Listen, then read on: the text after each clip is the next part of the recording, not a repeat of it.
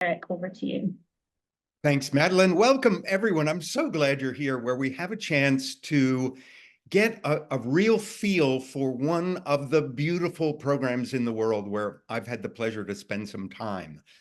Uncharacteristically, I'm going to start by being a little rude and hold off talking directly to our two guests by first doing a brief introduction, then showing a short video about the program to get us oriented, to get our mindset, and a quick poll. So 3 quick stops before we actually get to talk to our guests. Our guests are, first, Elizabeth Njoroge, Nairobi, Kenya. Her background had a bachelor's degree in biochemistry in Canada and pharmacy in Glasgow. And then her vocal skills got her into studying singing in Scotland and the UK, where she performed with Royal Scottish Symphony Orchestra, London Symphony Orchestra choruses. Her journey in classical music then bloomed into the creation of Ghetto Classics. And that's what we're going to invite her to share with us today. And our other guest is Lameck Otieno, born in Kenya in the community called Korogocho, which is the home base of Ghetto Classics. And he is a student that for 10 years grew up in this program. So we get the first person direct experience of what it was like to work in Ghetto Classics. That led him to perform basically in every orchestra in Kenya, through the ladder of youth orchestras that they've been able to create, right up into Kenya's National Youth Orchestra. He's now come to the US, where he is studying viola and architecture at Bard College, and he has created the Musical Mentorship Initiative in Kenya, where Bard College students connects with conservatory students in Ghetto Classics, and we'll hear a little bit about that from them. So let's get a hit of that video, which is a kind of a simple introduction to this beautiful program we're talking about. It comes from a few years. Music is really, really, really powerful in itself and in what it can do for you outside of music. Madeline, can we get more volume? Any luck? Can we, let's see. Slum neighborhoods in Nairobi, Kenya. But due to extreme poverty, there's limited access to youth arts programs. Since 2008, a community program called Ghetto Classics has been trying to change that. My name is Elizabeth Njoroge, and I'm the founder and director of the Ghetto Classics program. Ghetto Classics is a program that started off here in Korogocho. It's about using music to change the lives of young Kenyans, and in particular those from very difficult environments and backgrounds and lives. Korogocho is hard, but we hope that in our space we are creating a better Korogocho. We teach 600 kids a week. We have violins, 1 viola, the cellos. We have flute, clarinets, saxophones, tubas, trombones, trumpets. We only got French horns the other day, which is very exciting. We see that the discipline that comes with the kind of music that we teach, in this case classical music, is something very important for these kids because it's something they may lack at home. So they play together, make music together that gives them family. The lives of the kids are just so difficult. The challenges they face, the being crushed by life, having no hope when everybody around you is just fighting to survive. So we hope that in our space we're creating a place where dreams can be nourished and can grow and be fulfilled.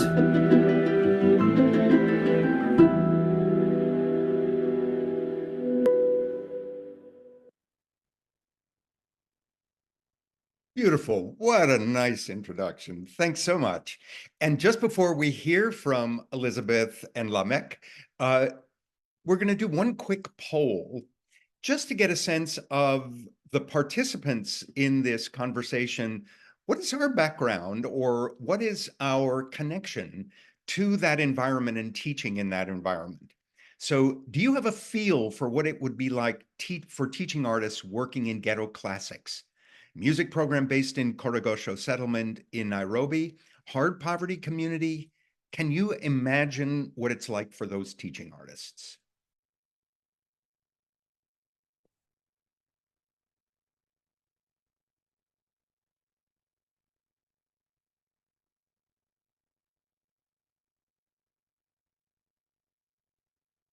It's like watching a horse race as the answers come in.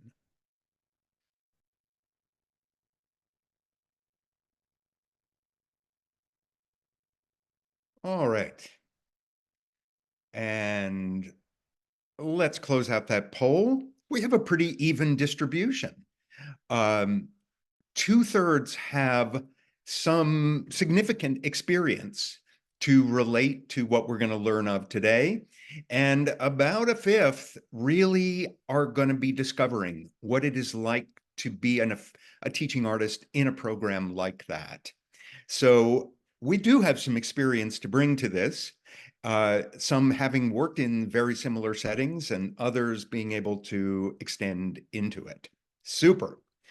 All right, finally, past these preliminaries, to say hello to our two guests.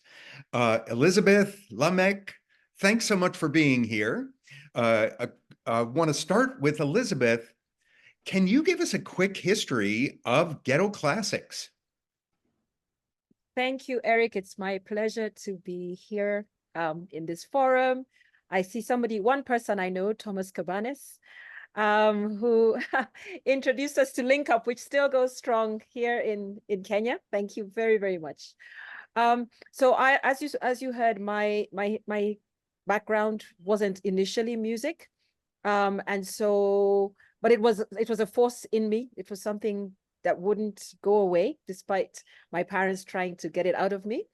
And I bumped into a priest who worked where Lameck is from, Korogocho, St. John's Community Center, while trying to promote art music in Kenya.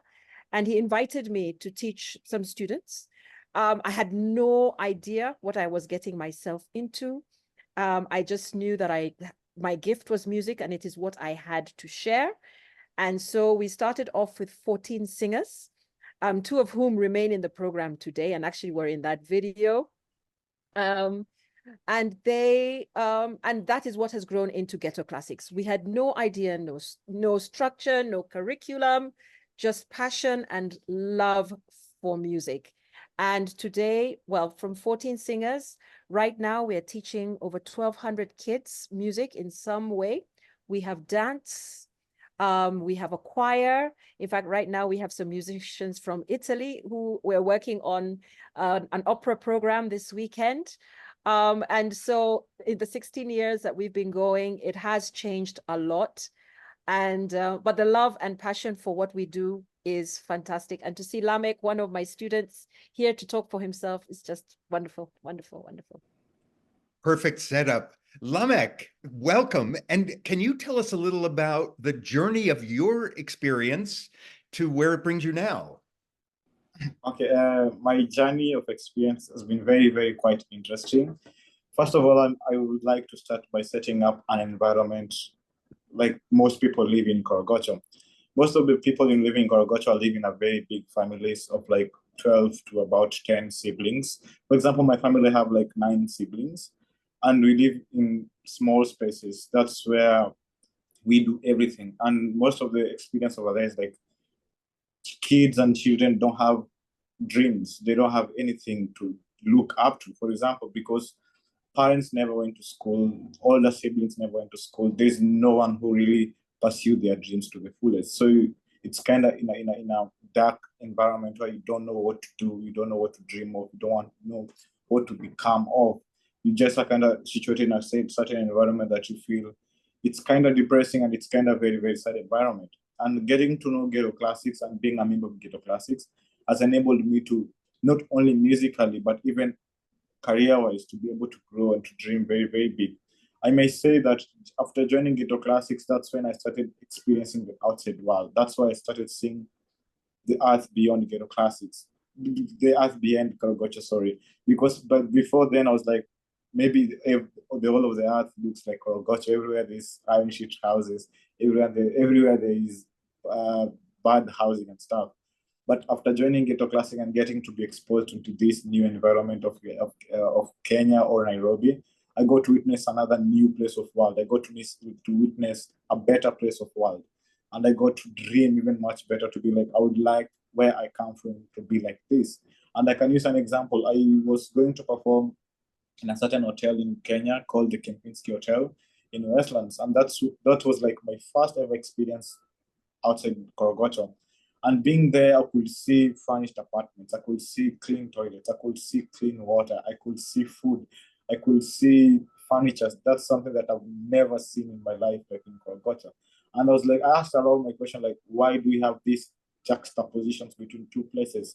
Why is this place more different from these places? And from there, I got my dream of becoming an architect was born. I was like, I would really, really love to see what I've seen in Kempinski to be in Korogocho. I'd love to be able to design such kind of houses, such kind of apartments in Korogocho where people can stay in a very good environment. And being Ghetto Classics has enabled me to even grow much, much bigger because it has enabled me to even think beyond music. What's there more?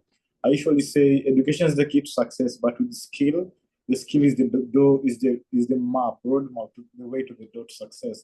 Because with the music, I've been able to meet these kind of people who are willing to support, these people who are willing to sacrifice everything to make sure that I achieve what I want. Through music, I've been able to come to America and study architecture, my dream career. So I would really say skills has the roadmap to the door to success, in as much as education is the key to success.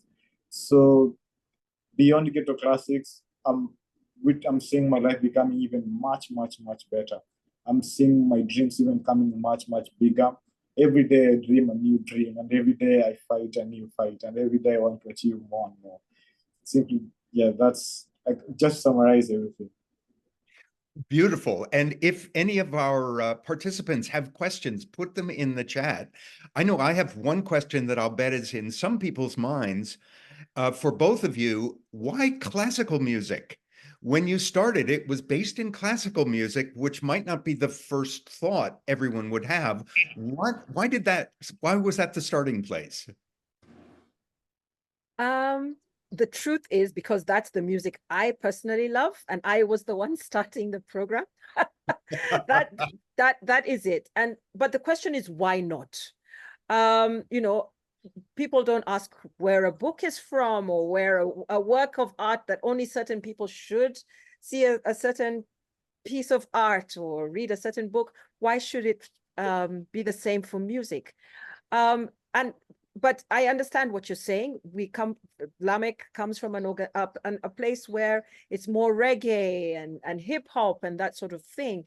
But I felt that I had to give classical music, but it also comes with discipline. It's an art form in itself that takes something every day. You have to put in something every day. You have to keep putting you improve every day in it. But what I tell the students is that what I'm giving them is an alphabet, and what they then use that alphabet for is up to them. But they keep the skill that they learned and keep the excellence. Even if we have one of our players who's a big hip hop star now.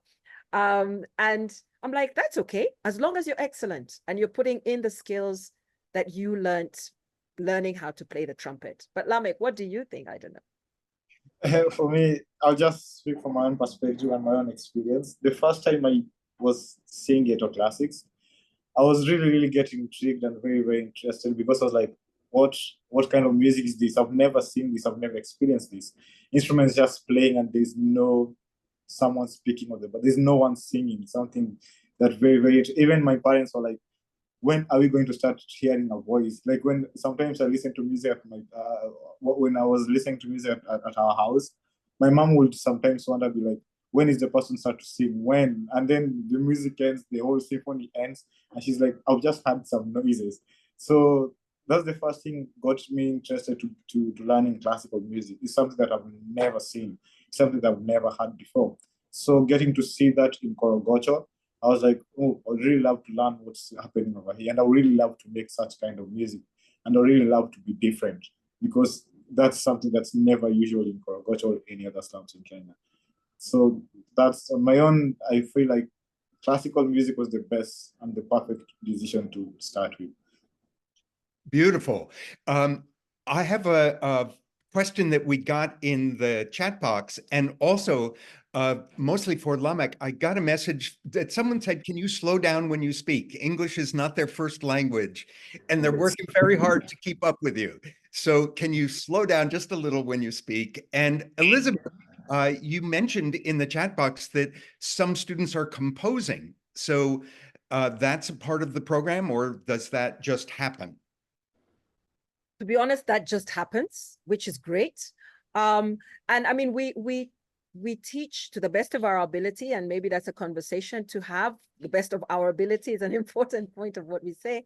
You know, formal music in the Western style, but we cannot deny that we're also Africans, and our vibe is African, and so we also play African music, and we have people who write, you know, they listen to an African song and then put it into an orchestral form so that the orchestra can play it. So I can honestly say Lameck is special because Lameck loves his classical music, his formal music, especially as he prepared to audition for Bard. But most of our kids still want to have that groove and that drum and stuff like that. And so when you listen to our orchestra, we will play our classical music, but when we start to play our music, even from South Africa or from Kenya, the groove does come in. It does come in. I have a different kind of question for you, Lameck. I understand about 10% of the graduates of Ghetto Classics actually pursue careers in music. And my question is about the other 90%. Your friends who have a rich experience in Ghetto Classics, but their lives take another turn. What can you say about the experience of learning music for those who don't find their way into a musical career?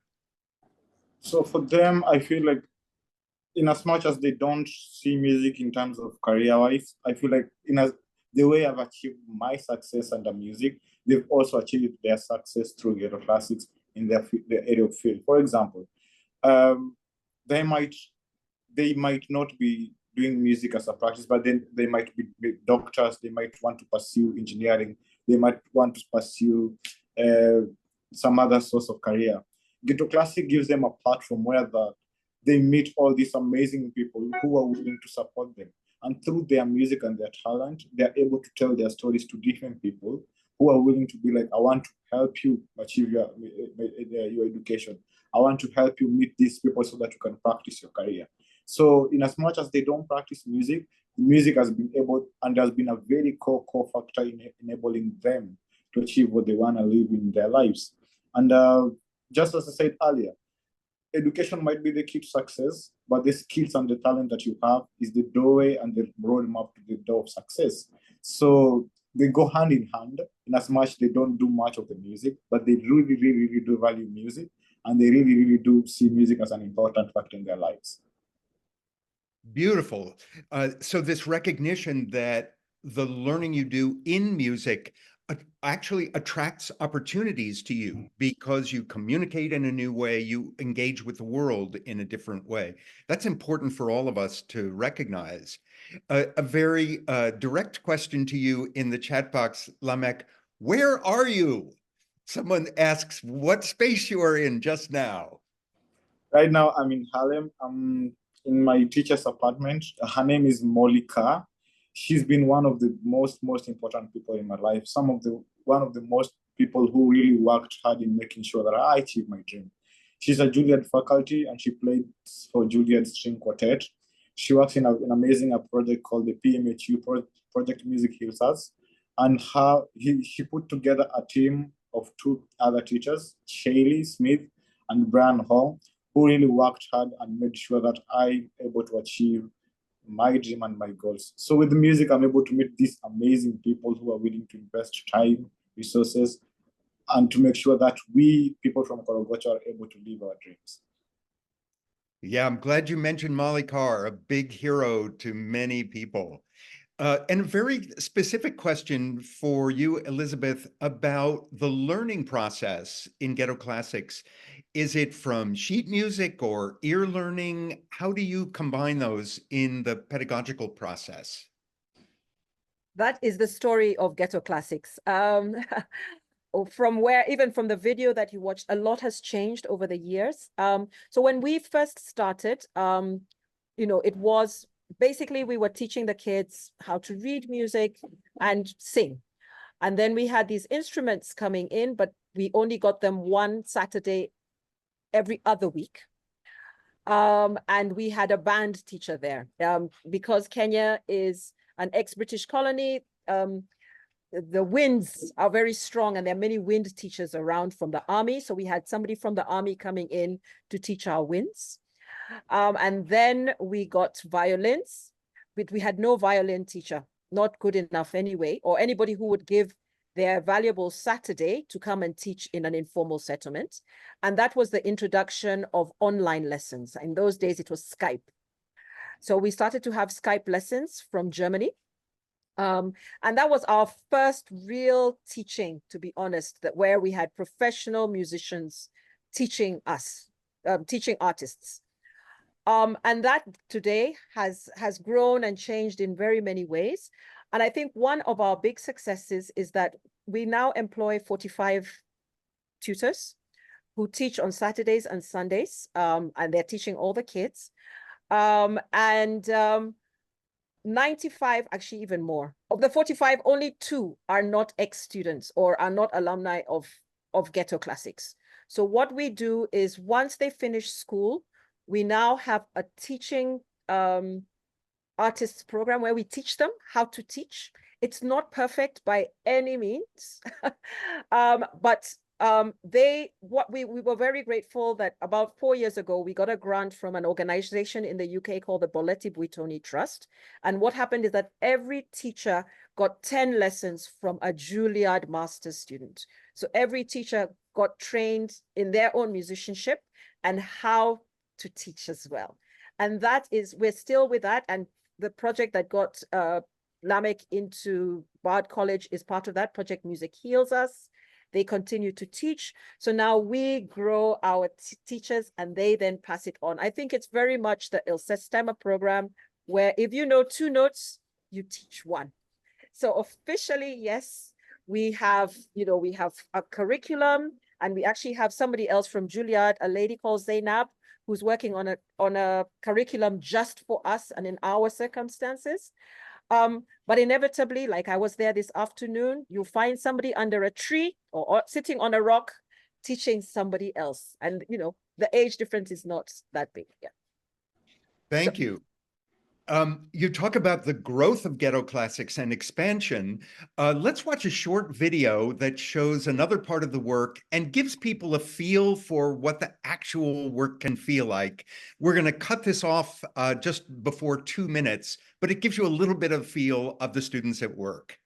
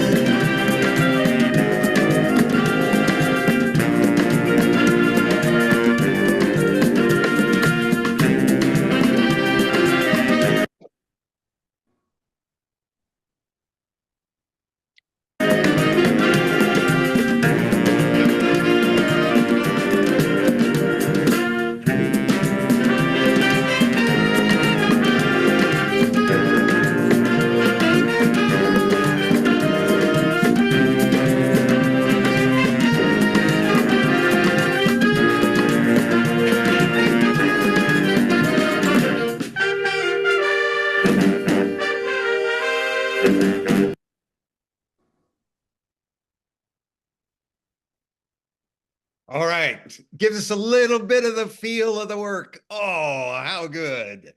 And dancing too. Elizabeth, tell us just a bit about the dancing.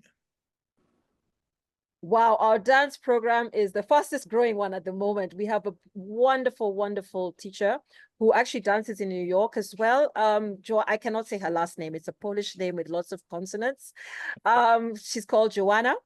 And so she's the head of our dance team. But we also, so she does the ballet. And then we have two Kenyan teachers. One does the African dance and one does the contemporary dance, hip hop dance. We have now about 45 kids. And it's wonderful. It's wonderful. We actually have one of our students, he's called James Mwindi, who will be coming to the Debbie Allen Dance Studio in July for a summer intensive. And for him, it is a lifesaver. And I could tell the story about how his mother hates him dancing. And it has been a real struggle for him to get to this point where he continues to dance. He's a beautiful dancer. And we hope that he will get into university as well in the US and live his dream. Yeah. Speaking of amazing accomplishments, I know that Ghetto Classics has performed for some pretty famous people. Can you share some stories? Perhaps Lameck, did you perform for any of those highlight occasions? What were they? Yes, I got a chance to perform to these important people, very, very famous. For example, I performed for the Pope when he was visiting Kenya. I think it was 2016, 2017 there. I performed for the Pope. I've been performing for the president for very, very, very many times in Kenya. And we got a chance also to stay in the State House for like a week, something that it's very, very, very impossible for you to happen in Kenya. And I performed for dignitaries, embassies, for ambassadors. I performed for Jill Biden when she came to visit Kenya just last year. And I've been able to perform in Poland in 2018 for Brave Festival. So it's just been a lot of them. Some of them can't remember really well, but I know I've performed for numerous famous people in Kenya. Beautiful. I'm going to invite in a minute to see if our guests have any questions for us. But first, a sort of penetrating question for both of you. What is the thing that really makes the difference for those young students? Is it the teachers? Is it the community? What is the thing that is so powerful that it can have this transformative effect on young people's lives? We know there's many factors involved, but what are the ones that are most powerful? From my point of view and what I try to create with everything that I can, first of all, is a safe environment for the kids. We don't audition anybody at Ghetto Classics. So any child who's interested, whether they're going to be, amazing like Lameck or whether they're tone deaf, they are all welcome. We create a safe environment and a space for them, honestly, to breathe and be okay for a few hours. And I feel that is actually so important. And I always talk about how sometimes you see kids coming in with their shoulders hunched and they won't look you in the eye. But as they just stay in that environment where there's a family, where they're wanted, where they're loved, they just grow. So that in itself is able to change people. Being in a safe space for a few hours and knowing you're with people who care about you. I also think the music itself and the teaching of the music is a superpower. There's something that it does to you, in your heart, in your head. And whatever you end up being, just having had the experience of learning music for a few years or for many years and it continuing being part of your life, that is valuable in itself. We also invest very heavily, and it goes to the question that you asked Lameck about what happens to the other 90%. We make sure that the kids are okay as best as we can. And that means keeping them in school. And we have a lot of kids who may not have a a stable home or an adult who looks after them well. So we will make sure they have got food, they have a roof over their head. And it's, you know, it's like taking a young seedling when it's at its most vulnerable and nurturing it. And then when it becomes a big tree, then you can let it, you know, go, kind of. It's like, okay, you're all right now. And I think that is, music is the reason we meet. It's the reason we come together. But everything else that is there is also just as important. That's my take on that question. Thank you. Lameck, how would you answer that question about the things that make the biggest difference? For me, from my own perspective or from my own experience, when I started earlier, I just situated a space in Korogocho of a family, how it looks like. And what makes it very, very different is being able to create a space where it's very, very different from home, very, very different from the community. You can be able to see, let me use these terms. So in Korogocho, most youths value metals like gold or silver and stuff like that, because they are very, very rare. They call it treasures, and they're very, very rare. When you see them, you see wealth. When you see them, you see power. So being able to access, for me, for example, most of them, they can attest to this story. They first see Ghetto Classics, they first see shiny instrument, they first see silver instrument, they first see gold instrument. These are things that they rarely see in their home or they rarely see in their community. And when they see that, they see success, they see power, they see being able to live their dreams.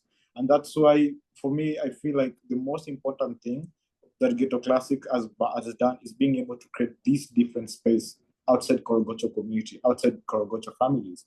And being in this different space, you're able to see life in a new dimension. You're able to see dreams, you're able to achieve goals, you're able to work, you're able to build yourself as a person, as an individual, and you're able to do all this crazy stuff that you would never imagine to have done in Korogocho or in your family. For example, something as simple as, now some people might regard this as simple, but for me, I saw it a very, very big thing, being able to board an aeroplane and leave Kenya and go to a different part of the world. That's something people dream of in Korogocho. That's something families dream of. If they hear that their siblings are traveling outside Kenya, they see that their prayers have been answered. And Ghetto Class creates this space where all these dreams are able to be achieved. So that's what I think is the most important thing and the most important factor. Thank you. Elizabeth, you've been answering the questions I was just about to ask in the chat. Thank you. So the students start at age 9 all the way to early 20s, and music in public education, in government schools. You were starting to tell us a little bit about that, and then tell us a little bit about gigs. Music opens many doors, as Lameck has said. And so even when we were really awful as musicians, like as a band, as an orchestra, I still made sure we went out there and we performed, because I felt it was very important for the kids. You know, a lot of the kids, you know, the environment is really poor, really, really, really poor. And they feel they don't have anything. But I tell them what they have is music, and they can give that. And so I am very keen on us performing, because one, the kids get to see a part of Kenya they would never see. They travel, not only by getting on a plane, but even within Kenya, within Nairobi, they can see things they wouldn't see otherwise. Doors are opened that wouldn't otherwise be opened for them. And that gives them dignity and a reason. And I keep telling you, this is your country. This is your country. Don't let anyone think it isn't yours. It's yours. And I really push for performances. But we also perform for our own community. It's very important. So every last Sunday, we have a community concert. We perform for the elderly. We go to local hospitals or local old people's homes to perform for them. We give in that sense, and it builds confidence. But it's also a way for us to earn a little bit of money. Right. Beata, you just asked a question. Would you unmute and ask it directly? Oh, sure. Which question? Sorry, the one for What do you mean by beginning? What are you thinking of? Oh, I was responding to Discovery. I think she put a question early on that wasn't mentioned yet about how does one begin. So I just wasn't sure what that meant, like begin as a student or begin as an organization. I just wanted to get clarity for her question Okay. or his question, sorry. Are you clear? You good? Okay, you're clear. Sorry. No problem. We have a question about how you start such a program, Elizabeth. A big question. What does it take to begin? If I told you the truth, that if I knew what I know now, I would never have done it. Never. It's hard, especially in the environment that we are, and the people not believing in what we were doing because one, they didn't know what it was, and also being very suspicious. You know, this lady has come in and she's just going to make money out of our children, you know, that sort of thing. But to be honest, there's a lovely lady that I mentioned her very briefly, an Australian opera singer who's in town at the moment, who's spending the whole week rehearsing with our students. They're playing music they've never played before, Puccini and Verdi, you know, with these conductors who've come from Italy. And when she was thinking about doing it, she was very, very anxious. And honestly, it may be cliche, but just do it. Just do it. It's just, as long as your purpose is clear, and you have a community that accepts you. And one of the things all our centers are based in Catholic churches by chance, but also because the Catholic Church gives us credibility by going into an organization that's already there and known by the community and trusted by the community. Then you get the trust of that community. Be open, be honest, start small. We started very, very small. I told you 14 students. Start with what you have, and the rest comes. But one of the things the advice is, you will make mistakes. You will have to change direction. You will go one way and it may be the wrong way. You'll do a U-turn and try the next path. But just keep taking a step forward. I know that's very cliche, but it is my experience. And ask for help. If you don't know, ask. Always ask. I wondered, Elizabeth and Lameck, do you have any questions for the participants in this session? I have a few more questions if you wish, but I thought maybe there's something you were curious about for these friends of ITAC.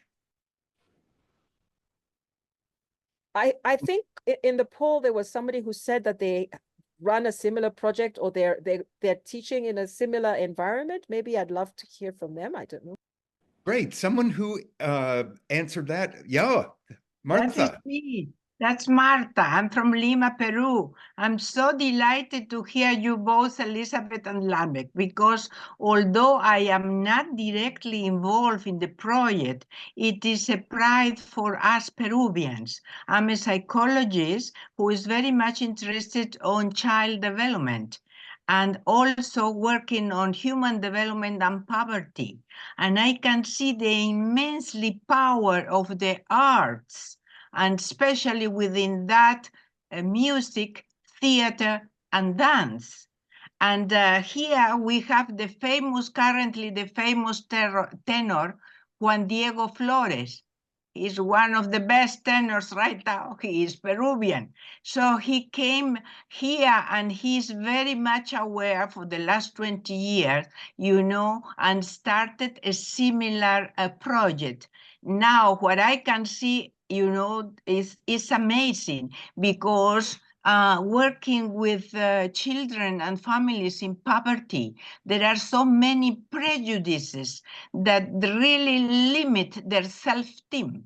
You think in poverty, and I remember 50 years ago, they were saying, oh, these children are on a borderline, they are not too intelligent, and these things. And I said, no way, they might be functioning on a lower level, but it is because the conditions are not given. So where is the answer of the policymakers? Where is the answer of the society? And now I can see how gorgeous through the music, you see this human being who has discovered, no one has told them, they themselves discover the power of the potential hidden in their own nature. It's amazing to see these kids, how the music, how the dance, how the theater. So right now, but I think listening to you, I'm going to inquire because I think they have had some opportunities, but when I hear you do Lincoln Center, the Alvin Academy, the Juilliard, oh my God, you have all these big persons coming to help. That I have to inquire. I don't think that have happened in the case of Peru. It has just been a little more local experience, and they play. It's amazing. They started also with classical music, and now they play local music, folklore, all kinds of things. It's really amazing. But for me, the most amazing thing is that this has to be more communicated, because I belong to it's a European, a CARTE, that is education based on arts. And we realize all around the world, the hours devoted to arts in all schools around the world are started to be limited. And that is something that shows in the mentality, still we really need to share more these wonderful examples. Thank you so much, and congratulations. Thank you so much.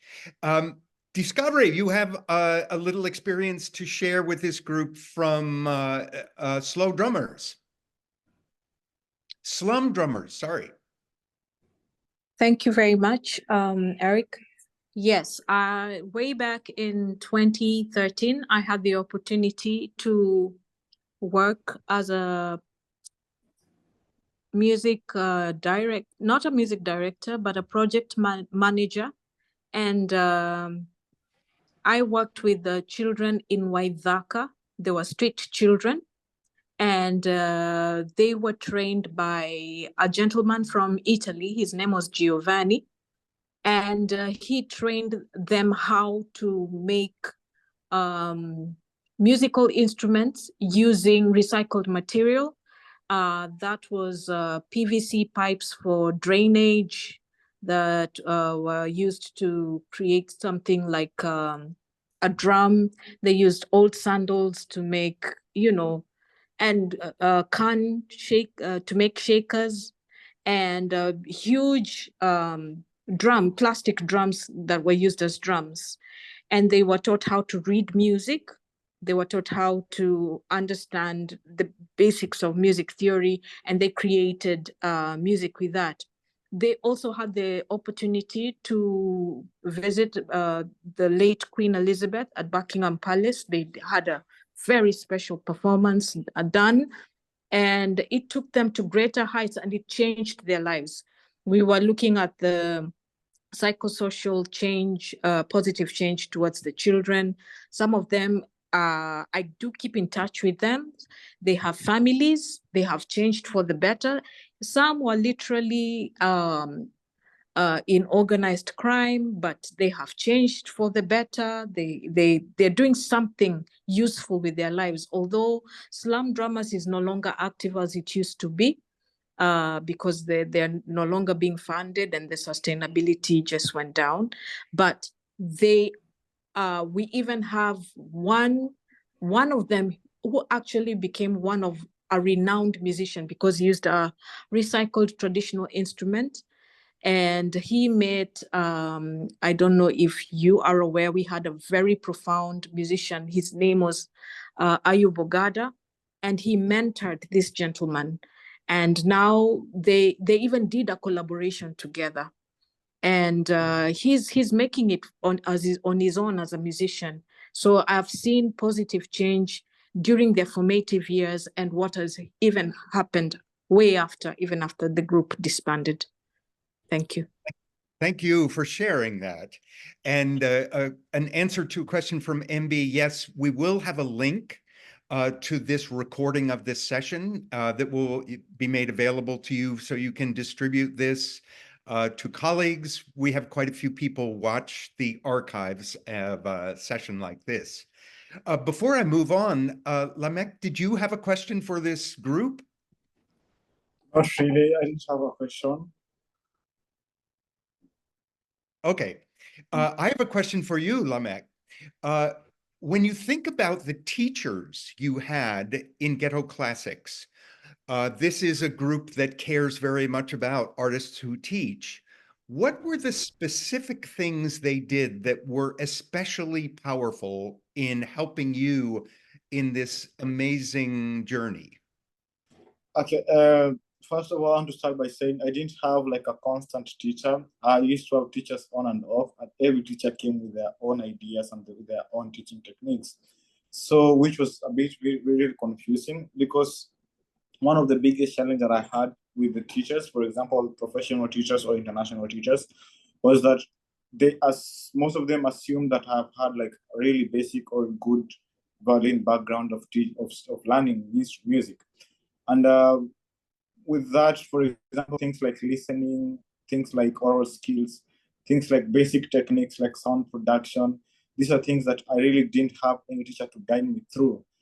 These are things that I really taught myself, and I did it. Sometimes I did it wrong, sometimes I did it right. Depends with the teachers that I got. So the best thing that I really achieved from these teachers is being able to dream to reach where they are, and being able to achieve what they've achieved, and being able to ascertain myself that I'm able to achieve all this, and being able to push the morale going. In as much as I didn't know much of musical background, but I was able to dream more big by interacting with these teachers. So with teaching kids in slums or with a poverty environment, it's not basically teaching a note. It's basically being a mentor, being a role model, being like all-rounded person for them to look up into. Not necessarily are you supposed to like teach the notes and just leave. You're supposed to teach the notes and mentor, and just being there to encourage them to even work much, much harder. So one thing that I really loved about my teacher is the fact that they encouraged me. They appreciate what I did. And in as much as I was a very, very bad of a musician, they saw hope in me. They gave me a chance to really work towards my music. So that's the thing that teachers should really look into when teaching kids. Encouragement and being a role model for them. You're identifying for us that your motivation is the thing that made all the difference, and that Yes. the teachers, even when there was inconsistency in the teaching, they all managed to keep building and setting up aspirations for you. So building motivation, the strongest feature. Yeah, exactly. Because I didn't have like a constant teacher. My teachers came on coming and going. And most of the time most of the time with my instrument, I was alone. There was no teacher. That means if I'm supposed to have a teacher in 2 weeks, and I'm depending on learning things from this teacher without motivation, that means for the rest of the year, there's nothing really I'm doing, and there's no growth in my music. So if this teacher comes for a week, and she teaches me, or he teaches me, and he motivates me, and it gives me hope, and it makes sure that I'm able to dream. And even when she goes, and even when he goes, and I'm left alone for the rest of the year, I'm still able to keep on moving, and I'm still able to keep on going. So motivation was a very, very big factor for me when growing into music. Yeah. Elizabeth, when you prepare teachers to go into this program and this community, what do you feel is most important for getting them ready to be successful? You mentioned the connection with Juilliard, but are there particular skills or ways of thinking that you emphasize in preparing them? Currently we have the advantage that a lot of our teachers have come through. So Lameck himself, before he came to the UK, was a teacher. He was the strings tutor, you know? So in that sense, they understand where these kids are coming from, and they understand the challenges. They understand the challenges the organization has in providing the right tools and equipment that is needed just to keep our doors open. That is actually our biggest challenge, keeping our doors open to our kids. However, there's always room for improvement. And so now we are investing very heavily in training our teachers to aim to an international standard, having steady lessons. But ultimately, what Lameck is saying, they need to have heart. This is an unusual environment to teach in. And it's not like the normal lessons where a teacher is in a room and the students come in, out. You're going to them and you're meeting them as vulnerable as they are in this environment that is not necessarily kind to them or you. And so you have to have that heart to listen, to understand. I mean, even something as simple as recognizing, and that's something we tell them, make sure your students have eaten. And if they haven't eaten, we make sure there's some cookies in the office that they can get and have a bite, because oftentimes the kids will come hungry. So looking at the child as a whole, that's important. What are the relationships between Ghetto Classics and family members and reaching outside of the program itself? I'm sure they're sometimes strained, but is there a way you think about building that relationship? Definitely when I first started, there was suspicion from the side of the parents and the communities, like what is this? And what's she doing? But now I can hand on heart say that we are a loved organization in the community. And to a great extent, we are protected from the goings on outside, because we still remain, especially in Korogocho, there's a lot of crime. It's sometimes a scary place, but we are protected, we are loved. And that's because, and maybe Lameck will correct me if I'm wrong, a lot of the people, the gang leaders, the people leading the crime, they have kids in our program. Their kids are receiving the support that we're able to give. And so I can say that currently we have a wonderful relationship with the community. Of course, there, like in any family, there are squabbles, but we are good. Lameck, I don't know what you think. What I think, Ghetto Classics has been able to, I can use my family as an example.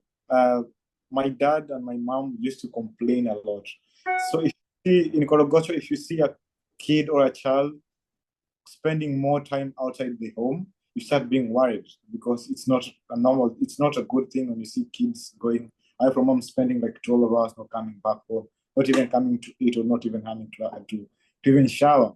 So my parents used to complain a lot, and they used to ask me a question: where are you spending your days? Why are you not coming at home? What are you really doing outside there? And it was very, very hard to explain to them what I'm doing, because they couldn't even understand the music that I'm playing. And if I say like I'm doing music, if they call it wasanii in Swahili, means music. For example, musicians in Korogocho community, they're not appreciated. There are no people who parents look up to. Parents look at people like doctors, engineers, electricians. But if you say you're doing music, that's something that's not acceptable. So it was even very hard for me to like explain to my parents that I'm doing music, because they couldn't even understand. Until the day they came and watched me play violin. That's the day they came to really understand why I'm not coming home and what I'm really doing outside there. And from that day, they really appreciate it, and then they really love Ghetto Classics. And that's just one family, and I really feel like 90% of the families of Korogocho who kids playing Ghetto Classics, they have the same history. They first be reluctant and a bit insecure with their kids being away, but when they come and witness the music in play, they really get shocked and they really love what their kids are doing. So Ghetto Classics has really been able to make a very good relationship with the community and the families. And it's a pretty big piece of information when you come back and say you just played for the president, and you just spent some time in the president's environment. Pretty big piece of information. So we're right near the end of our time, and I'd like to ask each of you to end with a forward look. First, Lameck, you're a dual major in viola and architecture. What are you picturing as the direction you think you'll be heading? Okay, so For my music career, I've already started something. When I first went to BAD like last year, a lot of my students, I had like very many students, a lot of them were texting me like, Lameck, I need lessons. I need to achieve what you've done. I need to achieve this too in my life. And I was like, with my schedule in school, it's very, very difficult to teach all these kids alone. And I went to the school and I was like, I have this project that I come from. I have these students I really want to teach via online. I just need help in getting conservatory students to help me teach these students. And that's the reborn of, that's the birth of Musical Mentorship Initiative Kenya was born in BAD Conservatory. So I connected BAD Conservatory students with Ghetto Classics students, and they usually give lessons on a free basis when they are free, once in a week, online classes to students in Ghetto Classics. And now I'm able to reach schools like Manhattan. I'm now able to reach schools like Berkeley, Yale, Oberlin through the same project. And they all want to give classes to students in Kenya. On my music career, I can say that that's already started kicking off. I'm still looking more bigger perspective to achieve even more as the time progresses. Under my architecture career, I'm looking forward to being able to design a cheap housing for people in Korogocho, because I really do know and I really understand this is not a really fair environment for kids to grow up into. This is not a really fair environment for families to be there. And I've been able to see some wonderful projects around the world, housing projects that are really bettering slums community into a very good housing environment. So, and on my architecture career, that's where I'm heading to. And I'm really hoping that I'm able to achieve that in future. Wow, there's the inspiration of vision and motivation. You have both of them, Lameck. Thank you. And just for a closing comment, Elizabeth, what's the future of Ghetto Classics as you see it? To create more Lamecks, isn't it? Yes, I mean, I feel on a personal level that now that there are people like Lameck, and you see, Lameck hasn't told you about his identical twin who is studying piano in Birmingham Conservatory. Yes, true story. You know, they are, and the thing is, Lameck continues to give back. And that is what I feel is the greatest achievement. Not so much creating an amazing person and human who's doing wonderful things, but having one who's willing to look back and give back. That is what I am most proud of, that has been taught, because I feel truly and genuinely it is the Lamecks and Teddy, his twin brother, and even those who are still in Kenya doing other things, who will change their community, who will make it a better place and show that music really, really can change things, can make things better. And so our dream is to continue to touch more lives like the ones that are touched so far, be in more places, and see a bigger movement. I'll call it a movement that can change lives. Thank you, and thank you both. Before I hand it to Madeline, thank you both for your contributions. If you can scan through the chat box, you'll see a lot of enthusiastic people who have felt inspired by your words today and redoubled in our commitment to make some portion of the difference that both of you are making. So thank you. There's a quick chance to read comments in the chat box. We need to close, and Madeline, can you close us out? Yes, just a massive, massive thank you to Elizabeth, to Lameck, to Eric for leading us through that. I think all of us are leaving in a much better mind space than we arrived. So thank you. It's just a joy to learn about your work and your generosity in taking an hour to share it with all of us. So thank you. For everyone on the call, I just want to remind you that ITAC is hosting think tanks every single month. We are always looking to spotlight new teaching artists, new programs, people from within our network who are doing amazing work and are ready to share about it. So please do get in touch if you have a project. ITAC 7, which is our next international conference, is happening in New Zealand in September. Tickets are open just now, and I've put the link in the chat there too. I know we're running over, so I will close the call right now, but thank you all so much for joining. And I think I speak on behalf of all of us as a massive thank you again to our speakers. Thanks, everyone. Our pleasure. Thank you so much. Thank you. Bye, everyone, and thank you. Bye-bye. Thank you. Bye-bye. Bye.